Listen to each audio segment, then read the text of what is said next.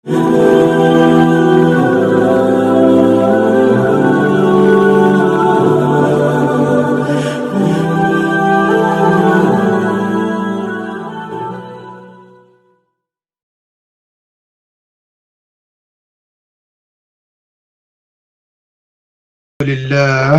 الحمد لله رب العالمين الصلاة والسلام على رسول الأمين وعلى آله وأصحابه أجمعين. قال الله تبارك وتعالى في الكلام الحكيم والفرقان المجيد. فأعوذ بالله السميع العليم من الشيطان الرجيم. بسم الله الرحمن الرحيم.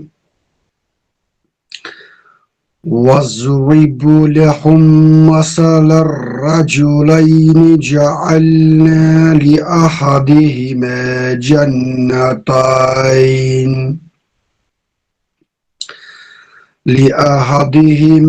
جنتين من أعناب وحفظناهما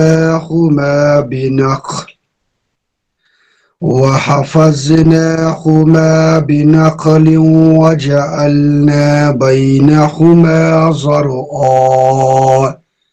آمنت بالله صدق الله العلي العظيم. اللهم ربنا أرنا الحق حقا وارزقنا اتباعه وارنا الباطل باطلا وارزقنا اجتنابه. السلام علیکم ورحمۃ اللہ. محترم سامعین کرام، امید ہے آپ سب خیر و عافیت ہوں گے. درس قرآن کے سلسلے میں آج میرے اوپر سورۃ الکہف رکوع نمبر 5 کے حوالے سے ذمہ داری عائد کر دی گئی.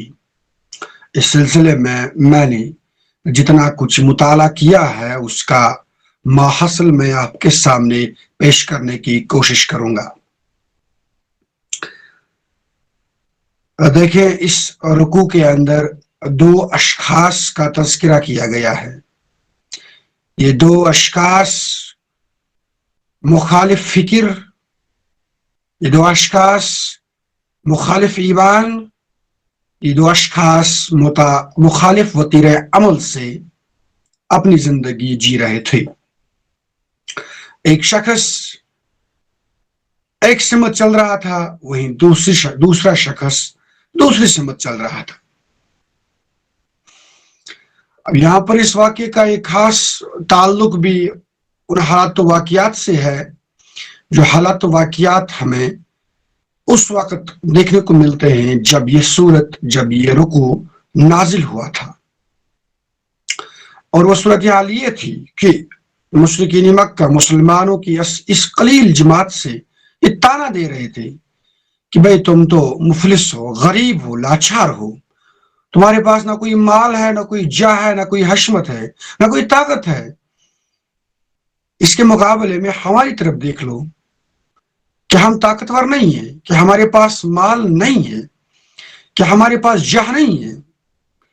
اور یہ جو ان کا استدلال تھا، اس بنا پر وہ کہہ رہے تھے کہ ہم حق پر ہیں. پھر آگے وہ یہاں تک کہنے کی جسارت کرتے تھے کہ اب اگر تم کہتے کہ کوئی آخرت ہے تو اس آخرت میں بھی ہم اپنی اس مال سے، اپنی اس رشتہ داری سے، اپنے ان اعضاء اور اقربا سے کام لے کر، رشوت دے کر اپنے آپ کو خلاصی کی راہ اختیار کر سکیں گے. اب یہاں پر ان دو جو متضاد فکر کے جو اشخاص ہیں، ان کا تذکرہ یہاں پر کیا جا رہا ہے. اللہ تبارک و تعالیٰ ایک مثال کے ذریعے سے سمجھانا چاہتا ہے کہ بھئی یہ جو مسئلہ ہے کہ کسی انسان کو کوئی طاقت ہے، اس کو کوئی مال ہے، اس بات کا ثبوت نہیں ہے کہ وہ حق پر ہے. حق پر تو بس وہی انسان ہے جس نے ایمان لایا اور پھر نیک اعمال کیے اور لوگوں کو بھی اچھائی کی طرف دعوت دی. اللہ عز و جل فرماتے ہیں آیت نمبر 32، وَاضْرِبْ لَهُمْ مَثَلَ الرَّجُلَيْنِ، اور اے نبی صلی اللہ علیہ وسلم آپ بیان کر لیجئے ان کے سامنے دو اشخاص کی مثال. جَعَلْنَا لِأَحَدِهِمَا جَنَّتَيْنِ مِنْ أَعْنَابٍ، ان میں سے ایک کو ہم نے دیے تھے 2 باغ انگوروں کے. one was very much ahead in terms of materialistic assets. اس کو ہم نے 2 باغ دیے تھے، وہ بھی انگوروں کے. وَحَفَظْنَاهُمَا بِنَخْلٍ، اور ان دونوں باغوں کا جو گھیراؤ تھا وہ ہم نے کھجوروں کے درختوں کے ساتھ کیا تھا. ایک وسیع و عریض علاقہ تھا، 2 باغ تھے انگوروں کے، اور بطور سیفٹی، بطور باڑ بندی کے اس کے چاروں طرف جو کھجوروں کے درخت ہیں ان کو وہاں پر لگا دیا تھا باڑ بندی کے طور پر. وَجَعَلْنَا بَيْنَهُمَا زَرْعًا، اور ہم نے ان دونوں باغوں کے درمیان کھیتی کا بھی انتظام کیا تھا. اس کے اندر ایک علاقہ ایسا بھی تھا، ایک خطہ راضی ایسی بھی تھی جس میں یہ لوگ، جس میں یہ شخص اپنے لیے اناج بوتا تھا. اس طرح کا جو ایسٹ ہے یہ عرب میں سب سے بہترین ایسٹ مانا جاتا تھا، اور جس شخص کے پاس اس قسم کا کوئی ایسٹ ہوگا، کوئی دولت ہوگی، اسے مانا جاتا تھا کہ یہ سمجھ لیجیے آج کل کے زمانے کا بل گیٹس، امبانیز اور ٹاٹاز ہیں. اس کے بعد آیت نمبر 33، کلتا الجنتین آتت اکلہا، دونوں باغات اپنے پھل خوب دیتے تھے.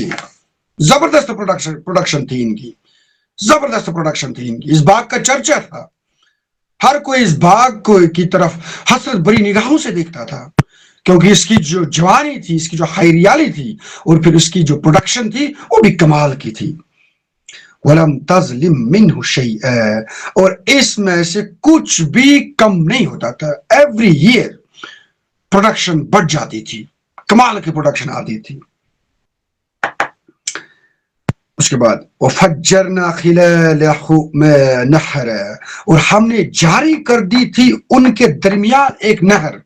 اب یہ ایک ایپک سین بتایا جاتا ہے اس وقت کی مال و دولت کے حوالے سے. یعنی کہ ایک تو باغ، وہ بھی انگوروں کا باغ، ایک نہیں 2 باغ.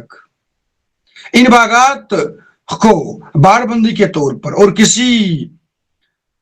کسی مخالف ہوا سے بچانے کے لیے چاروں طرف سے کھجوروں کے جو درخت ہیں ان کی باڑ بندی کی تھی. کھجور تو ایک طرف باڑ بندی کے طور پر کام دیا کرتے تھے، وہیں دوسری طرف کھجور بنفس نفیس بذات خود ایک پھل کے طور پر کام دیتے تھے. اس کے اندر، اس باغ کے اندر ایک خطہ اراضی کھیتی باڑی کرنے کے لیے بھی موجود تھی، اناج وغیرہ بویا جاتا تھا اس میں. آپ دیکھ لیجئے بیچوں بیچ ان باغوں کے درمیان سے ایک نہر جاری ہوتی تھی جس سے یہ سارا خطہ اراضی سیراب ہوتا تھا. اب اس سے بڑی بات کیا ہو سکتی ہے، بڑا سرمایہ کیا ہو سکتا ہے اس کے مقابلے میں. آیت نمبر 34، وَكَانَ لَهُ ثَمَرٌ، اور اس انسان کے لیے بھی ہم نے مزید پھل عطا کیے تھے. یہاں پر یہ پھل سے مراد ہے اولاد. آگے آیت اس بات کی دلالت کرتی ہے، یعنی کہ ایک تو اس شخص کو ہم نے مال دیا تھا، دولت دیا تھا، وہیں دوسری طرف اس کو آل اور اولاد کی ایک فراوانی عطا کی تھی. اس نعمت سے بھی اس کو فیضیاب کیا تھا. فَقَالَ لِصَاحِبِهِ وَهُوَ يُحَاوِرُهُ، تو کہا اس نے اپنے ایک ساتھی سے یہ بات کرتے ہوئے. اب یہ شخص جس کے پاس اتنا سارا مال تھا، یہ اپنے ایک بندے سے جو ان کا صاحب تھا، ان کے ساتھی تھے، اس سے بات کرتا ہے اور اس سے کہتا ہے، کیا کہتا ہے؟ انا اکثر منک مالا واعز نفرا، کہ میں تم سے مال میں اور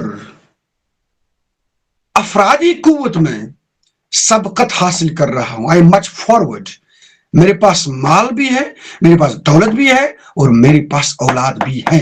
یاد رہے یہ آج کل کا زمانہ نہیں ہے جب انسان چاہتا ہے کہ آپ کے کم سے کم اولاد ہوں، جن کی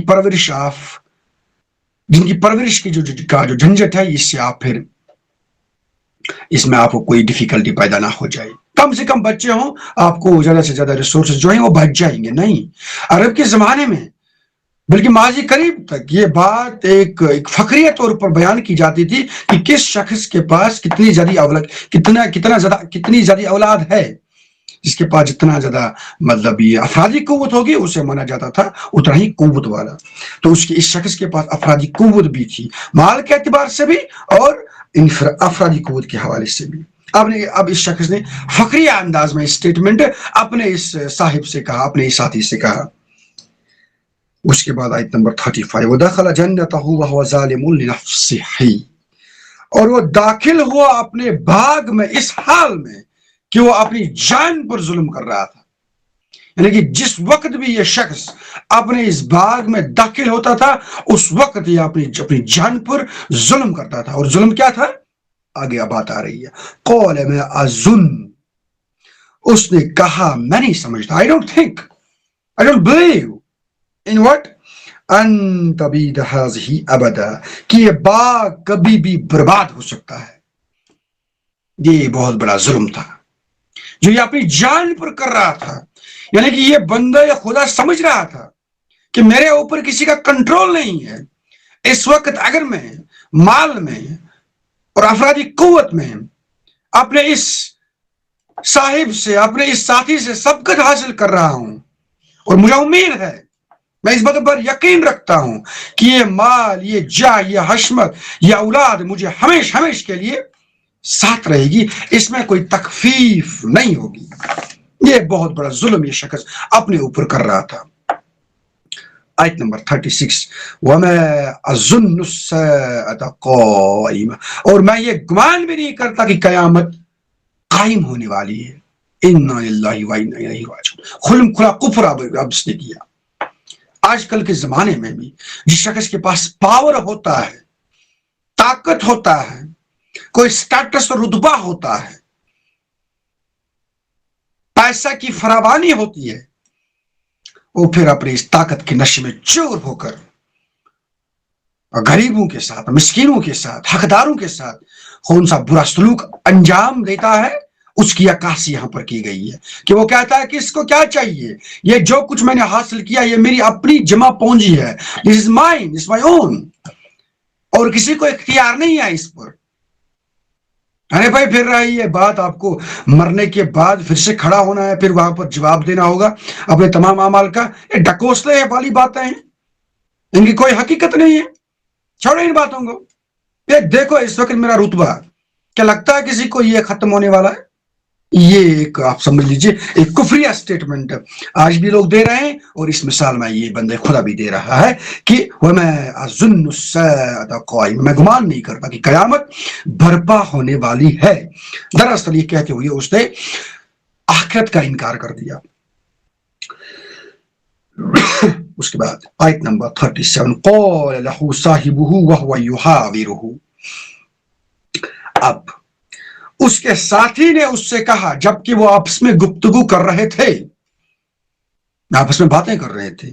اب دوسرا ساتھی کیا کہہ رہا تھا جو ایک مخالف سمت سے چل رہا تھا، کسی اور سمت سے چل رہا تھا، اور اس کی کیا خوب سمت تھی. اکفرت بالذی خلقک من تراب، اے اللہ کے بندے کیا تو نے کفر کیا اس ہستی کا جس نے تجھے پیدا کیا مٹی سے، ثم من نطفہ، پھر ایک گندے پانی کے بوند سے، ثم سواک رجلا، پھر تجھے صحیح سلامت انسان بنایا. اب یہاں پر ایک بندے خدا جو صراط المستقیم کی راہ پر چل رہا تھا، اس نے انسان کو دعوت فکر دی. سب سے پہلے اس کو اپنی حیثیت یاد دلوائی کہ سب سے پہلے تو اس خدا کا کفر کر رہا ہے جس نے تجھے پیدا کیا، اور پھر دیکھو اپنی حیثیت، اپنا وجود دیکھو، ایک گندے اور غلیظ پانی کے قطرے سے آپ بنے ہوئے ہو، اور پھر یہ جو تم بڑے ہوئے ہو، تمہیں اتنی اچھی جسامت عطا ہوئی ہے، یہ جس ہستی نے تمہیں دیا ہے کیا تم اس کا کفر کرتے ہو؟ آیت نمبر 38 لیکن هو اللہ ربی، لیکن یاد رہے تمہاری اس فکر کے مقابلے میں وہ اللہ میرا رب ہے، میں اس پر ایمان لاتا ہوں. ولا اشرک بربی احدا، اور میں اپنے رب کے ساتھ کسی کو شریک نہیں ٹھہراتا۔ اب یہاں سے ایک اہم بات واضح ہوتی ہے، یہ جو اس اللہ کے مقرب بندے نے کہا کہ میں اللہ کے مقابلے میں کسی کو شریک نہیں ٹھہراتا، یہ اس نے اپنے ساتھی کی اس بات کے مخالف میں کہا جس بات میں انہوں نے کہا کہ میرے پاس مال ہے اور میرے پاس آل و اولاد ہے، اور اس بنا پر میں آخرت کو نہیں مانتا، اور اب اگر آخرت آئے گی بھی تو وہاں پر بھی مجھے دوام نصیب ہوگا۔ بالفاظ دیگر یہ بھی ایک بہت بڑا شرک ہے کہ کوئی انسان اپنے مال پر، اپنی جو آل و اولاد ہے اس پر کسی قسم کا بھروسہ رکھے اور یہ سمجھے کہ یہ چیزیں اس کے ساتھ ہمیش رہیں گی، یہ بھی ایک بہت بڑا شرک ہے۔ اس کے بعد آیت نمبر 39، ولولا اذ دخلت جنتك قلت ما شاء الله لا قوة الا بالله۔ مزید دعوت فکر دی جاتی ہے اس بگڑے ہوئے انسان کو کہ جب تو اپنے باغ میں داخل ہوا، ولولا اذ دخلت جنتك قلت ما شاء الله، تو کیا ہوا تم نے یہ کیوں نہیں کہا کہ یہ سب اللہ کا فضل ہے، اسی کی وساطت سے ہے۔ لا قوت الا باللہ، اللہ کے بغیر کسی کو کوئی طاقت حاصل نہیں ہے۔ Nobody possesses any sort of any supernatural tendency, supernatural power except Almighty the Allah۔ یہ تم نے کیوں نہیں کہا؟ بالفاظ دیگر ان باتوں سے واضح ہوتا ہے کہ یہ شخص جب بھی اپنے باغ میں داخل ہوتا تھا تو اتراتا ہوا داخل ہوتا، گھمنڈ کے ساتھ داخل ہوتا، اور یہ سوچ کر داخل ہوتا تھا کہ یہ اس کی اپنی جمعہ پونجی ہے، اور کبھی اس جمعہ پونجی کو اختتام نہیں آ جائے گا، کبھی ختم نہیں ہوگی۔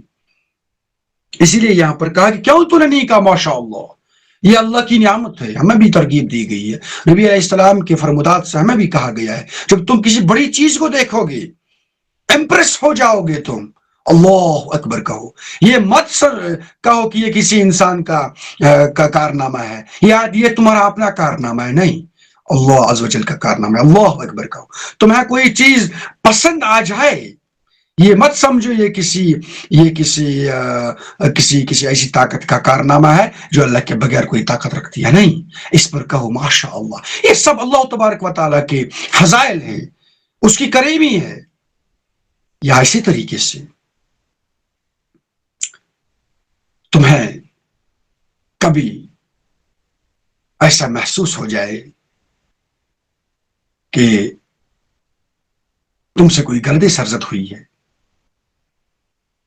اس وقت فی الفور توبہ کرو، استغفر اللہ، ان اذکار کا ورد کرو۔ اصل میں مسئلہ کیا ہے؟ مسئلہ یہ ہے کہ جب تم ان اذکار کا ورد کرو گے تو اپنے ذہن میں یہ بات بھی لاؤ کہ اللہ تبارک و تعالیٰ سب سے بڑے ہیں اور وہی ہمیں معاف فرمانے والا ہے۔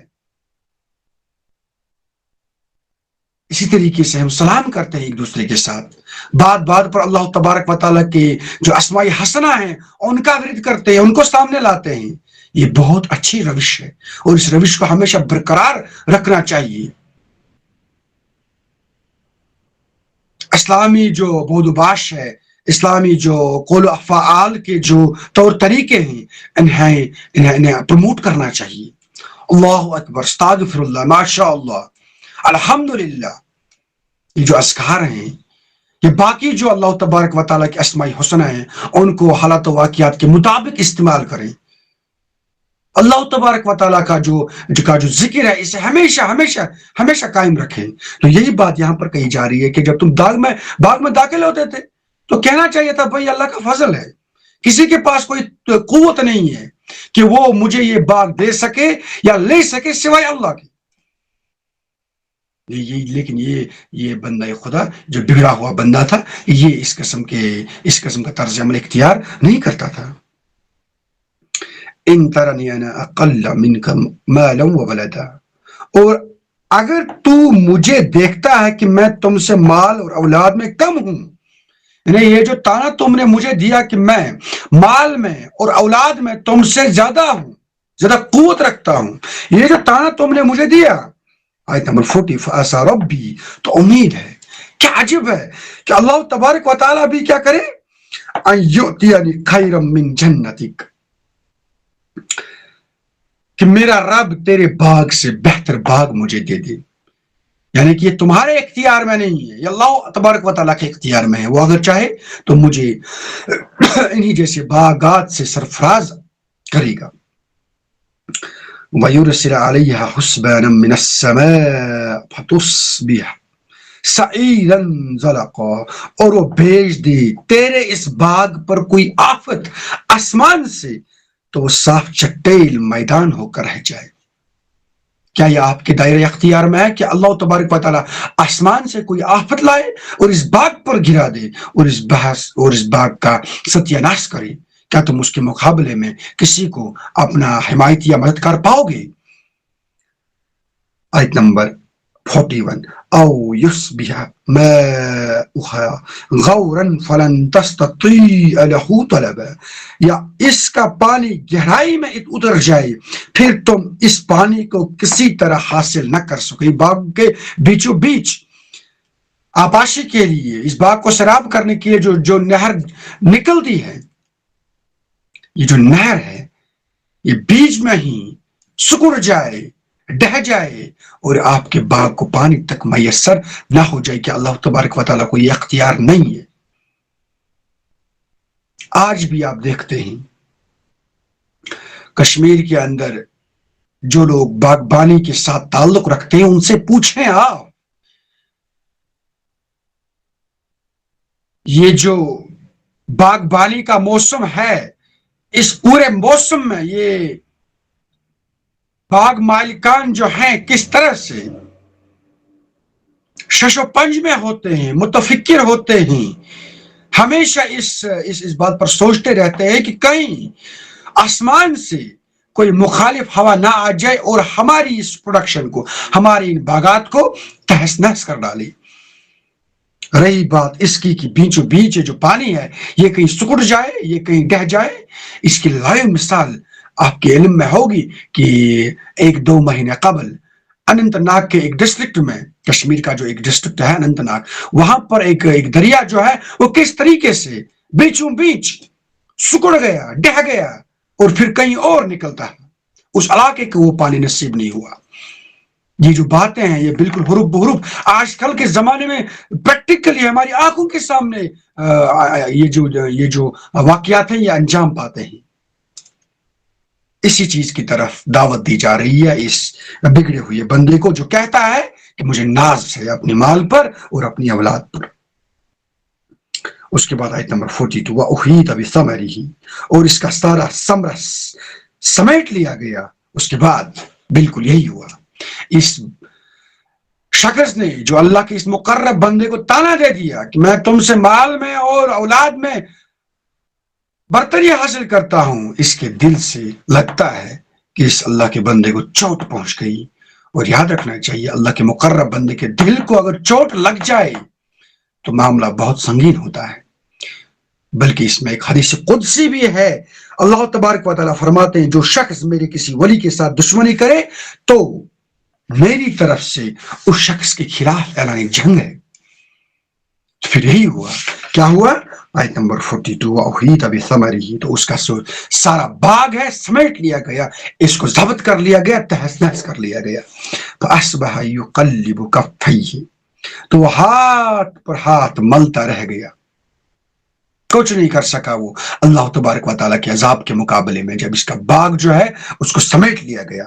عَلَىٰ مَا أَنفَقَ فِيهَا، اس پر جو کچھ اس نے اس میں خرچ کیا تھا کچھ نہیں اس کے نصیب میں حاصل ہوا. وَهِيَ خَاوِيَةٌ عَلَىٰ عُرُوشِهَا، اور وہ باغ گرا پڑا تھا اپنی چھتریوں پر. اس کے اندر جو انگور کی بیلیوں کے جو چھتریاں تھیں یہ ساری کی ساری ڈہ گئی، نیچے گر پڑی.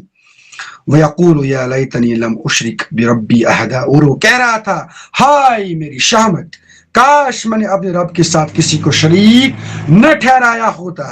لم اشرک بربی احدا، اس ایک واحد اللہ عز و جل کے مقابلے میں نے کسی کو شریک ٹھہرایا نہ ہوتا. بات پھر سے واضح ہو جاتی ہے کہ یہاں پر اس شخص کو یہ اطمینان ہوتا ہے، عذاب کا کوڑا جب اس پر برس گیا تو اس نے بالفعل رجوع کر لیا، اور اس کی بات میں یہ بات اور اس کے بھیجے میں یہ بات سمجھ آئی کہ اصل مسئلہ جو ہے وہ شرک ہے. اور یہاں پر اس نے کون سا شرک کیا تھا کہ اللہ تبارک و تعالیٰ کے مقابلے میں کسی کو صاحب اختیار نہیں سمجھا، بلکہ اپنے مال کو، اپنی اولاد کو صاحب اختیار سمجھ لیا. یہ بھی ایک بہت بڑا شرک ہے. اور یہ جو شرک ہے اس کا کھلا ثبوت آج کل کی دنیا پیش کرتی ہے. ملکوں کے ملک، پارٹیوں کی پارٹیاں، ایجنسیز کی جو ایجنسیاں ہیں وہ اس زوم میں مبتلا ہیں. وہ یہ سمجھتے ہیں کہ اگر ان کے پاس کوئی طاقت ہے تو اس طاقت کی وجہ سے وہ کسی کا ستیہ ناش کر سکتے ہیں، کسی کو زہر کر سکتے ہیں.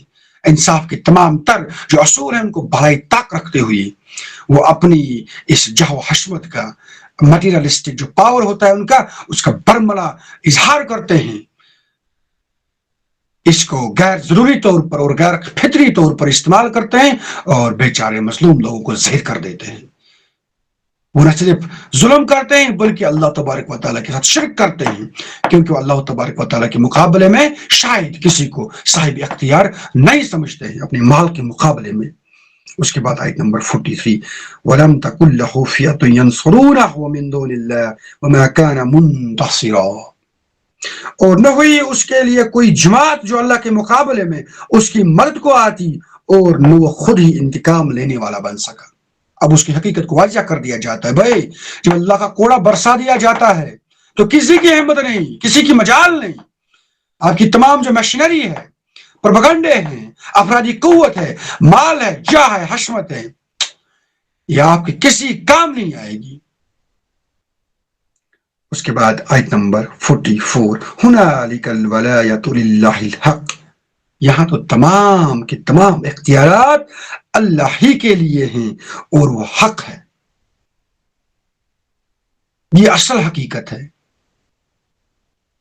کہ اس پوری کائنات پر کنٹرول کیے ہے باضابطہ طور پر وہ ایک ہستی جسے اللہ عز و جل کہتے ہیں. اور کوئی یہ شخص یہ سمجھ لے کہ وہ اس دنیا کے اندر کسی قسم کی بھی مداخلت کرے اور پھر اسے کبھی نہ پکڑ لیا جائے، اس کی بھول ہے. بلکہ تاریخ اس بات کا واضح ثبوت پیش کرتی ہے کہ ایسے کتنے اشخاص آئے جنہوں نے اس طرح کا کفر کیا، اس طرح کا شرک کیا، ظلم و استبداد سے کام لیا، اپنی طاقت کے نشے میں چور ہو گئے اور کتنے کارے بد انجام دیے. تاریخ اس بات کا ثبوت پیش کرتی ہے کہ ان کے ساتھ پھر کون سا سلوک کیا گیا. اس لیے جو طاقت ہے، جو ولایت ہے، جو کسی کی پشت پناہی ہے، جو دوام ہے، جو طاقت کا منبع ہے، یہ کون ہے؟ اللہ عز و جل. اور یہی حق بات ہے، یہی صحیح بات ہے. ہوا خیر ثواب، وہی بہتر ہے انعام دینے میں، وخیر عقبہ، اور وہی ہے بہتر عاقبت کے اعتبار سے بھی. یعنی کہ جس کی پشت پناہی اللہ تبارک و تعالیٰ نے کی، اس سے پھر کسی مادی چیز کی کوئی ضرورت نہیں ہے. اصل جو طاقت ہے، اصل جو قوت ہے، وہ کیا ہے؟ کہ اللہ تبارک و تعالیٰ پر ایمان لانا اور پھر نیک اور صالح اعمال کرنا. اور یہ جو رکوع جس وقت نازل ہوا، اس وقت یہی تانا مشرکین مکہ مسلمانوں کو دے رہے تھے کہ بھائی تم تو مفلس ہو، لاچار ہو، لگتا نہیں ہے کہ تم پر اللہ نے کوئی فضل کیا ہے. لیکن انہیں یہ معلوم نہیں تھا کہ اصل فضل جو ہے وہ یہ ہے کہ انسان ایمان کی دولت سے سیراب ہو جائے، مالا مال ہو جائے، فیضیاب ہو جائے. رہی باقی یہ جو دنیا کا مال، دنیا کا جو جہ و حشمت ہے، یہ اصل میں ایک آزمائش ہوتی ہے۔ جن لوگوں کو بھی دولت دی گئی، افرادی قوت عطا کر دی گئی، انہیں سمجھ لینا چاہیے کہ ان کے لیے یہ آزمائش ہے۔ اللہ تبارک و تعالیٰ دیکھ رہے ہیں وہ کس طریقے سے اس کی نعمت کا اظہار کرتے ہیں، اس کا استعمال کرتے ہیں۔ اور اگر کہیں وہ اس خیال میں مبتلا ہو گئے، اس ذوم میں مبتلا ہو گئے کہ یہ ان کی اپنی جمع پونجی ہے، ان کا اپنا کارنامہ ہے، پھر ان پر ویل، افسوس، صد افسوس۔ اور پھر قرین قیاس ہے، بلکہ تاریخ یہ گواہی پیش کرتی ہے ان کے ساتھ یہ ایسا سلوک ہوتا ہے پھر کہ تاریخ کے جو اوراق ہیں ان میں یہ بات ثابت کر دی جاتی ہے کہ جس کسی شخص نے بھی اللہ کے مقابلے میں کوئی مخالف سمت اختیار کر لی، شرک کیا، ظلم کیا، اللہ تبارک و تعالیٰ نے پھر اس کو کس طریقے سے پوری دنیا انسانیت کے لیے نمونہ عبرت بنا دیا۔ اس لحاظ سے آج کل کی دنیا کے اندر بھی ہمیں سمجھ لینا چاہیے کہ جو لوگ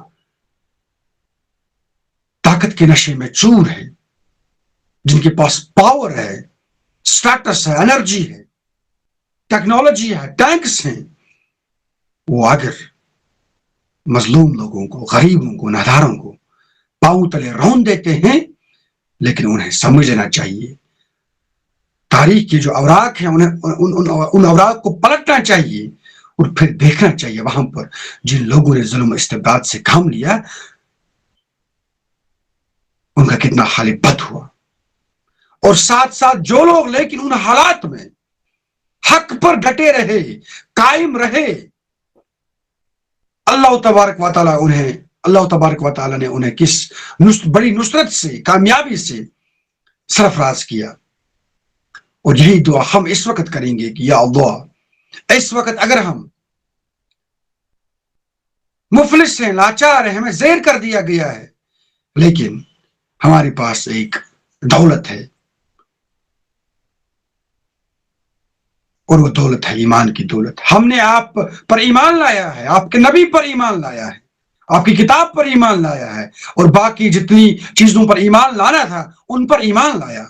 یہ ہمارے پاس ایک بہت بڑی دولت ہے، یہ ہمارے پاس سرمایہ ہے۔ باقی ہمارے پاس اگر کچھ نہیں ہے، لیکن اس سرمایہ پر ہمیں ناز ہے، ہمیں امت محمد صلی اللہ علیہ وسلم پر ناز ہے، ہمارے ہاتھوں میں یہ کتاب ہے، ہم اس کتاب کی تلاوت کرتے ہیں، اس پر ہمیں ناز ہے، ہم سمجھ رہے ہیں، اس کو سمجھنے کی کوشش کرتے ہیں کہ اس کتاب کے اندر معنی کیا ہے، اس پر ہمیں ناز ہے۔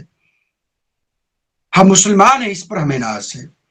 ہمیں اس پر بھی ناز ہے کہ ہم اپنی مقدور بر کوششوں کے مطابق اپنی مسلمانیت کا اظہار کرتے ہیں، اس کو عملاتے ہیں۔